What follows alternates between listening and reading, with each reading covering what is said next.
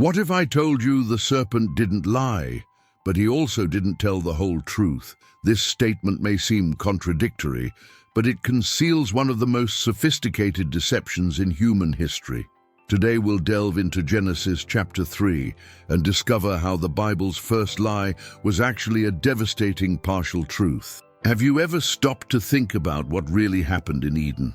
Most of us grew up hearing that the serpent lied to Eve, but when we look more closely at the dialogue between Eve and the serpent, we discover something far more disturbing. The serpent's cunning lay not in inventing an obvious lie, but in using an incomplete truth as deadly bait. What you'll discover today will completely change your perspective on original sin and how spiritual deception works to this day. Because this story isn't just about what happened thousands of years ago in paradise. It's about how the subtle lie in the Bible continues to be a powerful tool of seduction in our spiritual lives. Prepare for a journey that ranges from the whisper in the garden to the consequences of Adam and Eve's disobedience that still echo today. Let's discover together why the serpent's partial truth was so much more dangerous than a complete lie could ever be. And when we reach the end, you'll understand why this story is, in fact, a spiritual survival manual for our times. Because if the serpent still speaks today, the question is, are you listening? Imagine for a moment that you're facing the most important decision of your life, a choice that will not only change your destiny, but the destiny of all humanity. This was exactly the situation Eve faced in the Garden of Eden. But here's the detail many fail to realize. She wasn't deceived by an obvious lie. The serpent in Eden used a much more sophisticated strategy.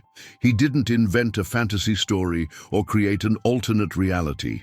Instead, he took a truth, a real, verifiable truth, and used it as a hook to fish for something much greater: humanity's trust in God. When we study the interpretation of Genesis 3, we discover that the most perfect deception in history was not built on lies, but on incomplete truths. The serpent knew that a blatant lie would be easily detected by Eve, but a partial truth, that would be irresistible. Think about it.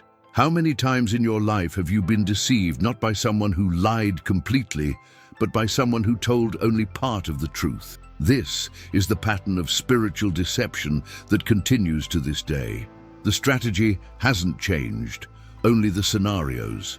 What was about to happen in Eden would set the pattern for all future temptation. And the most remarkable thing is that it all began with a seemingly innocent question.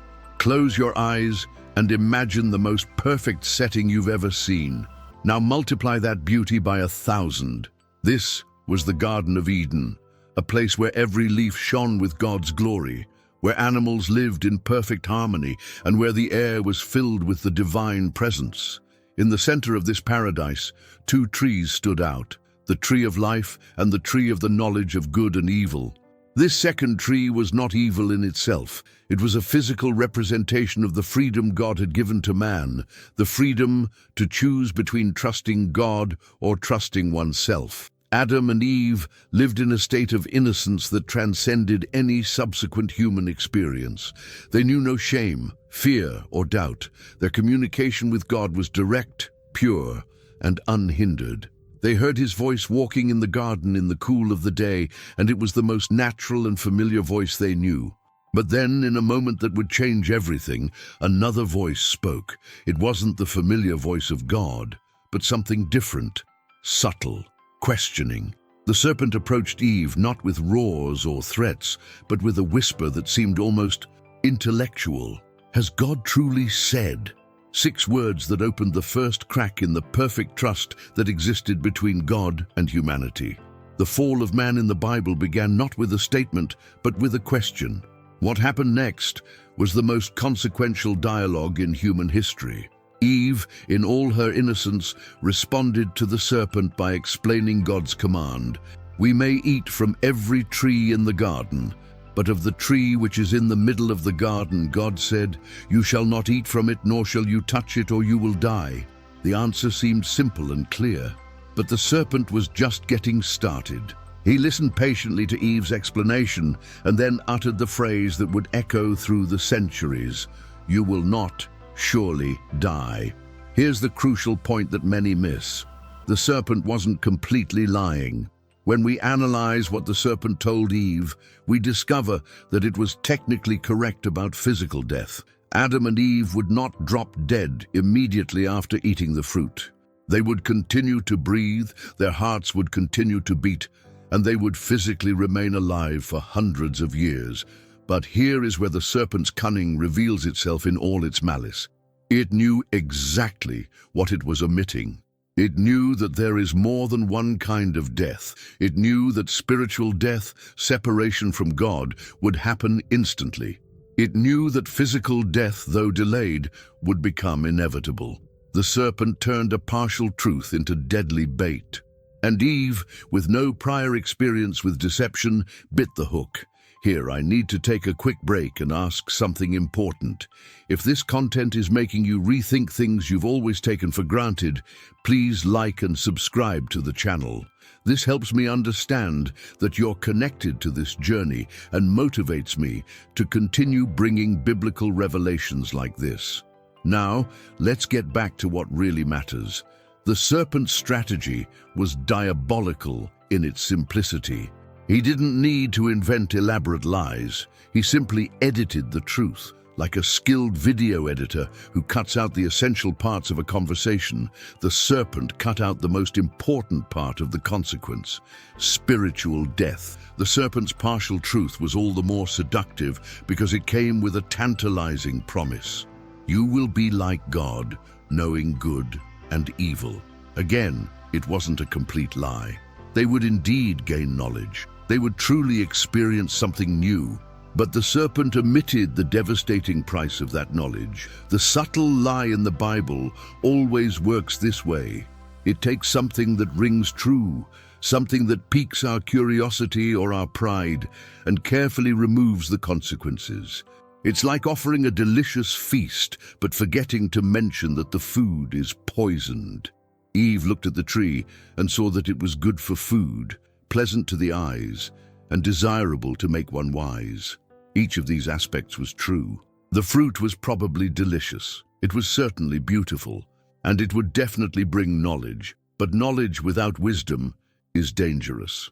What the serpent accomplished was to transform obedience into something that seemed limiting, and disobedience into something that seemed liberating. And this inversion remains the heart of all spiritual deception. The moment of choice arrived. Eve reached out, took the fruit, and ate. Then she also gave it to her husband who was with her, and he ate. And so, with two simple acts, Eve's temptation became the downfall of all humanity. But what exactly happened at this moment? Genesis chapter 3 tells us that their eyes were opened. The serpent had spoken the truth about this. They had indeed experienced something new. But what kind of vision was this? It was as if they had lived their entire lives in a black and white world, and suddenly they could see color. Only the colors were shades of shame, fear, and guilt. The knowledge of good and evil they gained was not the academic knowledge the serpent had suggested.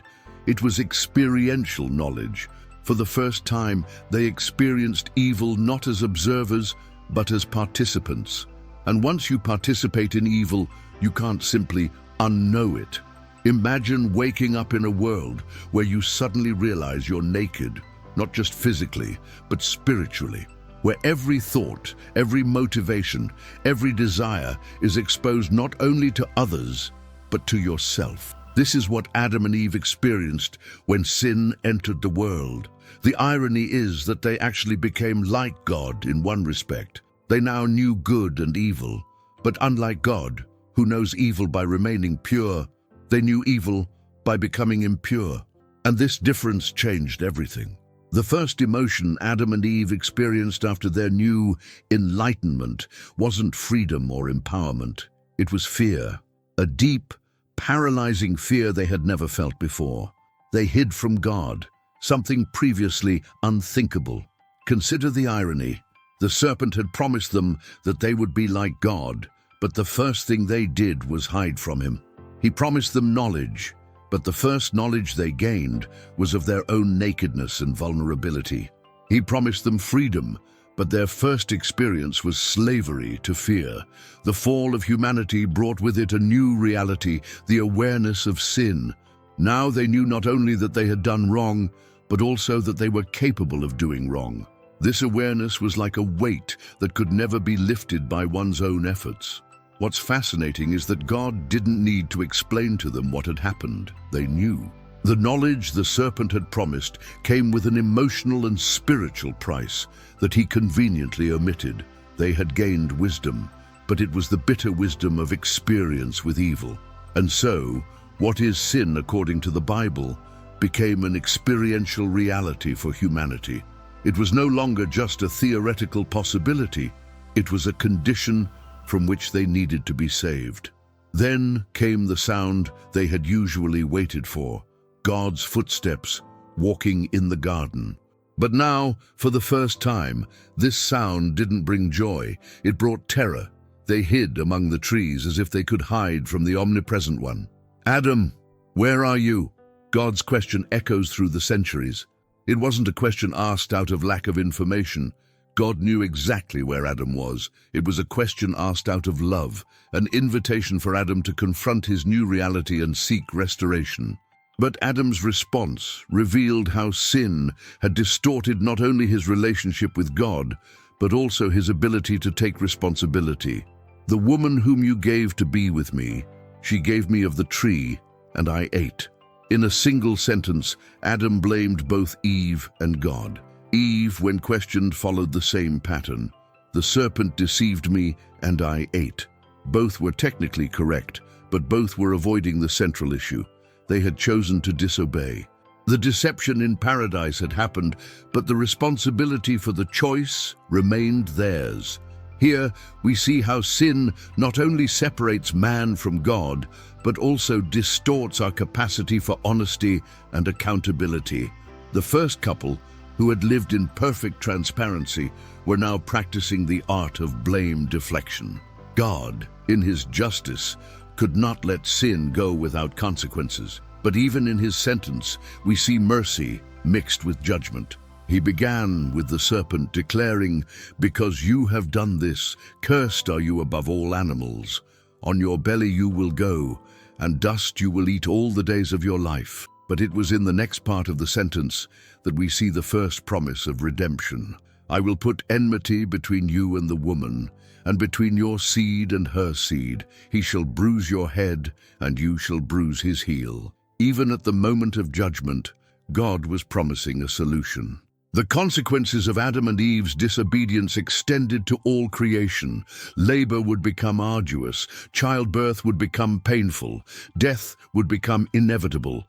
But most importantly, the perfect relationship between God and humanity had been broken. What's crucial to understand is that these weren't arbitrary punishments. They were the natural consequences of living in a world where evil had become an active reality. Sin doesn't just break our relationship with God, it breaks the harmony of all creation. And it was in this context that the truth about spiritual deception in the Bible became clear. The serpent had technically told the truth about not dying physically that day, but had omitted the spiritual death that would happen immediately and the physical death that would become inevitable. Now, we come to the heart of the matter. The difference between God's voice and the serpent's voice was not just in what they said, but in what they wanted to achieve. God had given a commandment not to limit Adam and Eve, but to protect them. The serpent gave a truth not to free them, but to destroy them. When we do an honest Bible study of Genesis 3, we discover that the interpretation of Genesis 3 isn't just about what happened in the past. It's about what continues to happen today. The serpent's strategy hasn't changed. He still uses partial truths to lead us away from God's complete truth. The serpent still whispers, "God is hiding something good from you. You deserve more than this. Once won't make a difference. You need to defend yourself." God doesn't really care about small details. Each of these statements may contain elements of truth, but they omit the spiritual consequences. What we learn is that truth without love can be destructive, and love without truth can be dangerous. But when we have God's complete truth, expressed through His love, we find not just information, but transformation. The difference between God's truth and the serpent's truth is simple. One brings us closer to God, and the other leads us away from Him. One produces life and the other produces death. One produces freedom and the other produces slavery. We've reached the point I saved for last. The serpent didn't stop talking when he left Eden. He continues to use the same strategy that worked with Eve. Partial truths that sound appealing but omit the spiritual consequences. And if you're listening, it means you're alive at the most important moment in history. Because here is the ultimate revelation. While the serpent offered Adam and Eve knowledge that would separate them from God, Jesus offers knowledge that brings us closer to God. In John 8:32, Jesus said, "You will know the truth, and the truth will set you free." Not partial truths, but the whole truth. The serpent whispered, "You will be like God." Jesus declared, "I am the way, the truth, and the life." The serpent offered knowledge through rebellion. Jesus offers knowledge through surrender. The serpent promised life through spiritual death. Jesus offers life through His physical death. Every time you're faced with a choice and hear a voice that sounds reasonable but pulls you away from obeying God, you're listening to the echo of that whisper in the garden. Every time something seems right in your own eyes but contradicts God's word, you're reliving Eve's moment before the tree. But here's the hope. Unlike Adam and Eve, you don't have to discover the consequences of sin firsthand. You can learn from their story. You can choose to trust God's full word, even when other voices offer tempting shortcuts. The question remains, when you hear the next whisper promising that you can be like God, will you remember the price Adam and Eve paid? Or will you discover for yourself that the serpent still doesn't tell the whole truth? The story of the serpent in Eden isn't just an ancient narrative, it's a mirror of the human condition. Each of us faces the same kind of choice Eve faced daily. Trust in God's complete word or accept partial truths that seem more appealing. What we learn is that original sin didn't begin with a blatant lie, but with an edited truth. And this teaches us something profound about how spiritual deception continues to operate today. The serpent doesn't need to make us believe obvious lies. He just needs to make us question whether God really said what He said. If this reflection touched your heart, I encourage you to do 3 things. First, share this video with someone who needs to understand how subtle lies work. Second, subscribe to the channel and turn on notifications to continue receiving biblical revelations like this. And third, leave a comment. What partial truth have you had to learn to question in your life? But most importantly, remember that the same voice that called, "Adam, where are you?" is still calling you today. It's not a voice of condemnation, but of restoration. It's not a voice that wants to hide the truth from you, but one that wants to reveal the full truth to you in Christ. Because ultimately, while the serpent offered knowledge that separates, Jesus offers knowledge that restores. While she offered wisdom that destroys, He offers wisdom that heals. And while she promised life through spiritual death, Jesus offers eternal life through His redemptive death. The serpent may speak to this day, but the last word always belongs to God. And that word is, "Come to me, and I will give you rest." Not a partial truth, but the complete truth that liberates, heals, and transforms. May God bless your journey of truth discovery, and may you always have ears to distinguish between the voice that whispers partial truths and the voice that declares the whole truth.